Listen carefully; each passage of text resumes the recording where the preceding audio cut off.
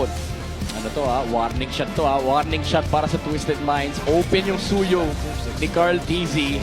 The question is, what is Coach Bonchan gonna do about it? Kasi for TLPH, pwede namang hindi nila i-first prior yan. Pwede nga gawin nila is yung pa-MMR ni Teddy, nakunin nila yung Claude. Kasi nakatanggal na yung Haret. But also there's the Zushin first pick for Sanji. Pero alam mo, at this point, feeling ko si Coach na pwede na niya i-first pick yung suyo Kasi parang gano'n na rin Yung laro ni Carl, parang kahit anong gamitin niya, kaya gamitin niya. Wala na wala kang maiisip na pwede pang hinaan. And sinasabi nga nila, kailangan lang nila talagang pigilan si Carl Yeah. Di ba? The rest, ang hirap rin naman Gagana't gagana talaga Oh, okay. Oh, they take away the Phobius and mind you, open pa rin yung Freya na ginamit na rin ni Sanford last week.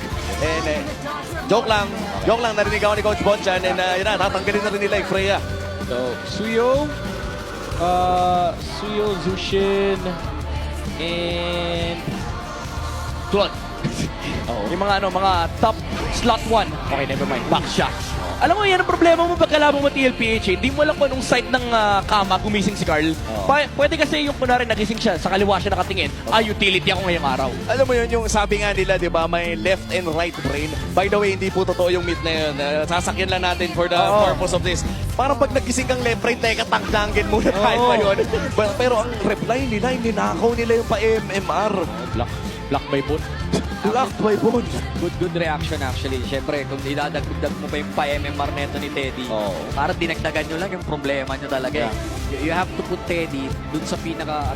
Sama, hindi mo naman siya madidirect technically na 100%. Kumbaga, mas list na lang yung performance na hero. Yeah. Ito pa, isa sa mga MMR heroes ni Teddy. Tatlo kasi yan Yung Claude, yung Haret, yung Kari.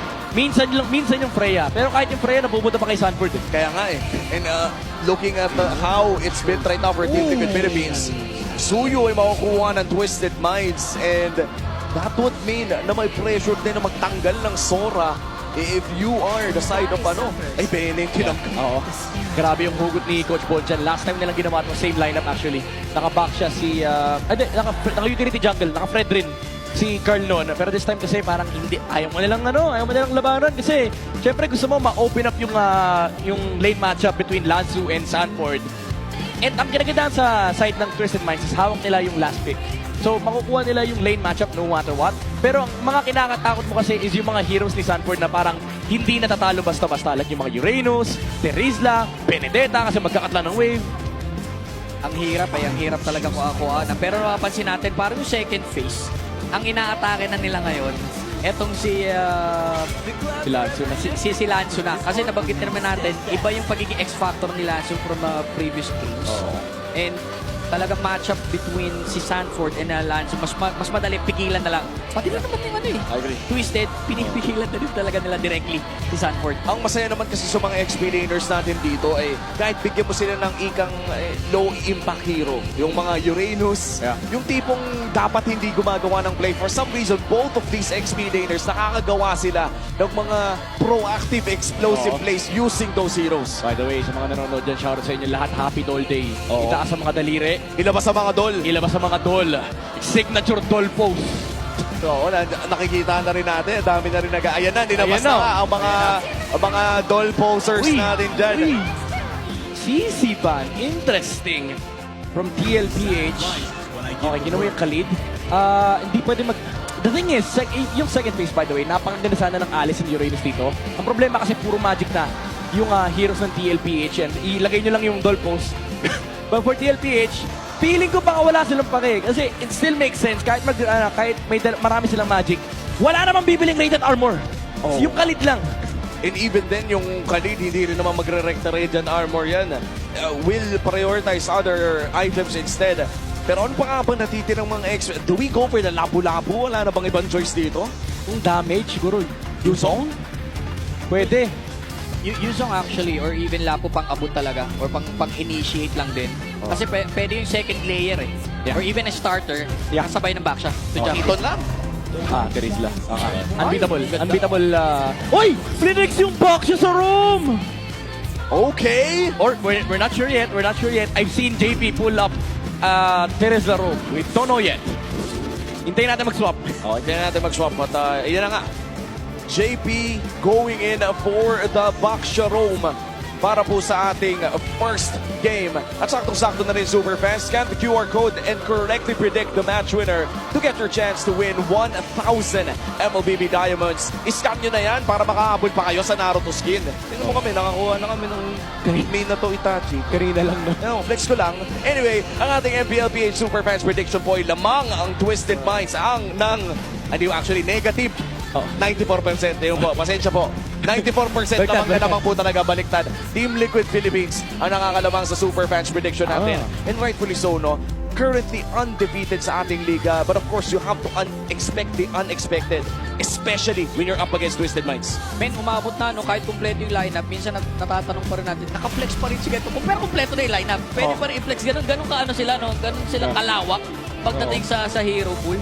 Naalala ko nga parang may nagbanggit nito last year nung MEC. Parang isa daw ang Team Liquid Philippines sa mga pinakamahirap mag-draft against kasi parang kahit anong hero nilalaro nila. Oo. And sa ngayon, papasok na nga po tayo sa ating Game 1 of this Best of 3 series. Ang ating first series ay umabot po ng 3 games. Second series, umabot ng sweep. And this time, tignan natin kung ano nga ba ang ating magiging istorya. Pero sa ngayon, tahimik pa po ang ating Land of Dawn. Saktong pokes lamang na nanggagaling sa parehas na kupunan. And we're really looking at the first Turtle Power Spike. Sino ba ang kailangan nating batahan? I would say ito yung mga roamers, no? Yung mga ikot nila kasi sobrang importante ng XP grab this game, especially with the Strizla Uranus matchup. Ito yung lane na walang kakwenta-kwenta kasi walang mangyayari dyan. Pero may labanan ng pokes and pati na rin yung wave management. Si Sanford yung nakakuha. By the way, dalawang jungler natin naka-marksman emblem. Really? Just saying. Marksman Emblem. Yes. Ang ginagandahan sa Marksman Emblem is kahit hindi ka makakuha ng snowball, yung scaling mo ay napakataas kasi may dagdag penetration which is percentage based. So pag sinabi mo kasing percentage based, scaling yan towards the late game. Grabe si Teddy! Oo, hindi na steady yun. Parang deadly na yun, sir. Deadly Teddy sa ganyang kaaga, no? And still, hindi pa naman siya naging, pwede niya i-flicker yun, pero hindi niya tinuloy dito. Kalahati agad ang buhay dito ni Kaloy. And alam natin, feeling ko ang unang kaguluhan ay mangyayari dito sa unang turtle. Most likely nga, 15 seconds bago lumabas ang pinakaunang objective ng larong ito. Big rotation mula dito sa Twisted Minds. Chine-check na nila si Sanford. Hinahanap na nila kung meron silang makukuhang opportunities around the XP lane area. Pero mukhang babakuran lamang nila to. Lanzu already protecting the Elbush. At mukhang itutuloy na nga nila, Turtle Tick. Actually, minamaximize na nila habang hindi pa level 4 dito si Sanford. Pero sakto naman, kumagat na ang kanyang penalty zone. Will proc, pero buhay pa rin si Lanzo dito. Consecration will save his life right now. Kalahati ang buhay naman ng ating young goat. Umaatras ulit. Ito si Caltisi, pinaangat, pinabalik. Dash out muna, pero dalawa tinamaan. Pagpatong, JP is down. Maaaring sundan ito si Sanford. Pero fighting back dito, si Sanji sa bandang likuran. Nakukuha pa ata si MP the King. That is a jungle with double kill sa kamay. Neto, si Sanford. At makakatakas pa nga! Ay! What an outplay underneath the turret! Nakakuha pa ng isa si Sanji. Grabing microhan yun, pare. Napasobra pa. Grabe to si Sanford, men. Patay na, kumukuha pa ng kill. Iba ka talaga, Dol.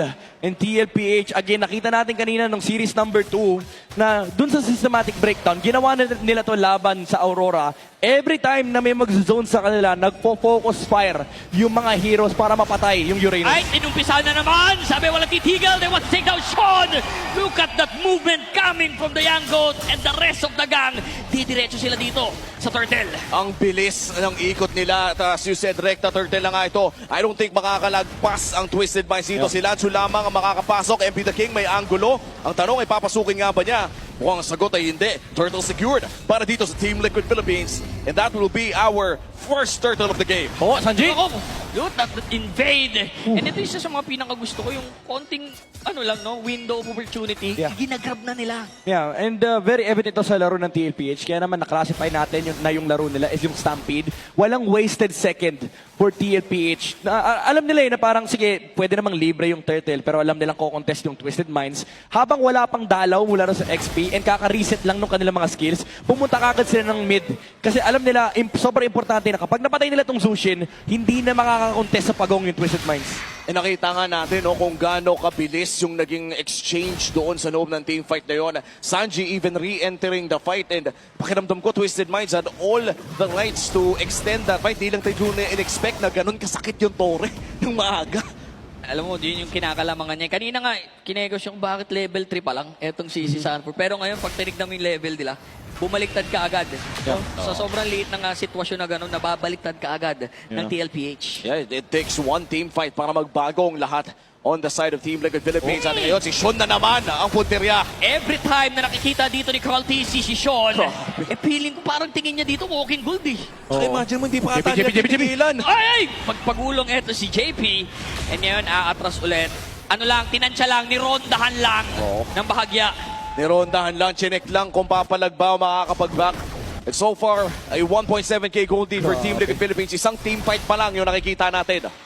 Yung backshot, ito yung maganda rin sa backshot kapag hindi mo kinuntest and kapag hindi mo dinepensahan yung jungle mo, jungler din yan eh. Nakakawa ng green camps yan eh. And sobrang importante ng green camps lalo sa mga early game junglers. Owl! Ay, naku po, si Owl, yung Quago, hinahunt na ngayon dito. Nangyangot and Teddy will take down Owl. Pero mo sa 2v1 na yun, may nag-abang sa BMI at may isang naghabol. At ngayon mo nga habulin na ng TLPH ang pwesto doon sa pangalawang pagong ng laro na ito habang nagpa-farm si Teddy sa baba. Grabe yung grabe yung pag-force out ng TLPH ang movements. Ito si JP, ang laking bagay na hindi sila magkasama ni Carl, pero alam nila kapag hindi sila magkasama, trade ang harap ng TLPH. Kaya naman naging possible yung kill na yun sa bottom lane. Tsaka parang sumasakto rin talaga yung skill dito ni Carl TC with the Phantom Steed. Labas ang pagong, pero ito naman sa bandang likuran, JP as well as si Sanford, zoning, and Kaloy will be down for now. Si Lansu ata ako totoong target nila. Sanji, napakatapang. Makakalayo naman, pero si Lansu, lalakaran niya lang yan. I don't think Sanford would like to dive this Uranus. At mukhang mid lane na nga ata ang sunod na call dito ng TLPH. Baka nga mag-invade pa sa upcoming purple. Yeah, ang hirap na to for Twisted Minds kasi honestly, parang ang kalaban mo pa lang is yung backsha. And hindi mo pwede galawin yan kasi hindi naman ganun kataas pa yung damage output at ang composition ng Twisted Minds. And in all honesty, willing magpakamatay si JP. Because look at Sanford and look at Carl TZ, where they are at. Ang ginagawa nila is yung pag-buy time ni JP, nagnanakaw sila ng green camps. Oo nga eh. Naidagdag mo pa dito, no, na parang iniiwasan nila yung mga laban na hindi kailangan. When MP the King already has his Sky Piercer. And another dodge mula dito kay JP. We are entering the 7-minute mark at tumoble ng parang hindi ko alam kung saan ang galing yung gold na hawak dito. Ayan ay! Pina-penalty zone! Binigla! Labas sa damo dito. Ngayon, napapaligiran ng dalawang member dito. Ipapalag naman ng TLPH dito. Aatras, Carl TZ. Papalagan bigla with the Phantom Steed. Nilabas si Barbiel. And maganda ang pag-depensa kahit papano ng Twisted Minds. Nice sustain mula sa Twisted Minds. Yeah, ang ganda ng attempt do kasi aabot naman yung penalty zone sa spawn time ng Turtle pero might as well diba try. Buti nilang na-dodge ni MP the King but still look at the aggression coming out from TLPH. Lahat ng attention na yun, it's giving so much free space para kay Teddy. Kaya may karapatan siya maging steady. Dene-deny pa niya yung wave sa Claude.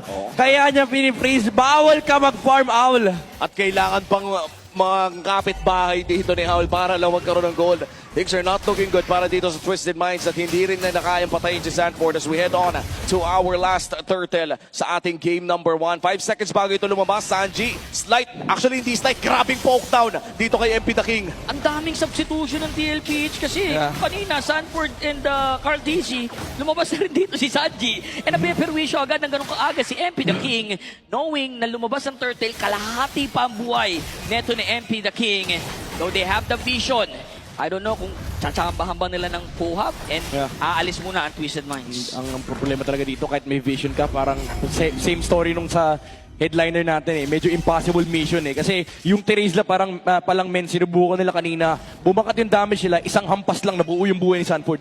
Oo. And ang maganda naman dito, no, ay sinusubukan pa rin nila. Kaloy, healing himself pa pero parang hindi na ata ito papatulan pa ng Team Liquid. Ang gusto nila, yung Torre sa gitna. Si JP, kanina pa naghahanap to ng away pero hindi talaga siya pinapatulan eh. Dahil alam nila na hindi Ay! away dito din naman tatlo with a penalty zone. Those layering of skills will connect right now. Pinaangat pero tatawid na yung pinakalikuran dito. Diango jumping in. Bumuntikan ma-take down pero nakakuha sila ng tatlo. Kapalit ay wala. Piruin mo, isang mali lang ng Twisted Minds ay biglang may dalawang malaking bumagsak sa ilalim ng sarili nilang tore. Nabura. May mga hero kanina doon nawala ng parang bula. TLPH again. Yung command nila sa kanilang timing, yung command sa team point execution for Twisted Minds. Naghihintay sila ng punish sana. Kaso look at this, the full commitment mula dito sa TLPH. Raging Sandstorm. Hindi Sunford, pero Raging Sandstorm mula dito kay Sanji and penalty zone mula naman kay Sanford. Yun matatawag mo ng Raging Sanford. Oo. And ibang klase din talaga, no? Yung Sansan Duo, tested by time na. Yung engage na nanggaling sa Sansan Duo na yun. Pero teka lang ha, Sanji trying to escape. Wala eh, talagang tinawag. Uy, dali! Fight in ulit dito! Aatras ulit, iba namang mga members. Tumalon dito si JP sa likuran. Sean Apulado, tutuluyan. The jumping coming from Teddy. Nakuha dito si Sean. Akala ko makakaligtas siya doon. 2-man down for the side of Twisted Minds as early as 10 minutes. Nasa third turret na sila. Ang maganda naman dito ay may Holy Shields pa rin ang side ng Twisted Minds. Wala pang nawawalang inhibitor turret. Pero naglalabasan na ang mga machong horse. Nararamdaman na ng Twisted Minds ang pressure sa loob ng sarili ng base. And ngayon, hindi na nila tinatataran dito. Nilabas na. And Phantom Steed, basag ang Torre sa gitna. Ngayon, may option sila. Lord, o pwede pa sila mag-force clash attack. Oh, ayaw na nilang ilaban. It's going to be the Lord call mula sa Team Liquid Philippines. Midnight, this is the hardest question na lagi kong binabato sa mga analyst. Sa mga ganitong klaseng 10K gold lead, ano na ba ang natitirang win condition para sa Twisted Minds? Well, laging yung sagot din sa ganyang klaseng tanong is maghihintay ka magkamali yung TLPH. But the problem is, they haven't shown any error since minute 5. Ang ginagawa ng Team Liquid is, paparolyoin lang nila si JP, titingin sila ng magandang team fight. Kapag hindi nanlaban yung Twisted Minds, kukunin lang nila yung mga torre, kukunin yung mga green camps. If you face yung minion wave, hindi nila pinaglalaro ng ML yung Twisted. And look at the gold lead as well. 11,000 as we hit the 11-minute mark.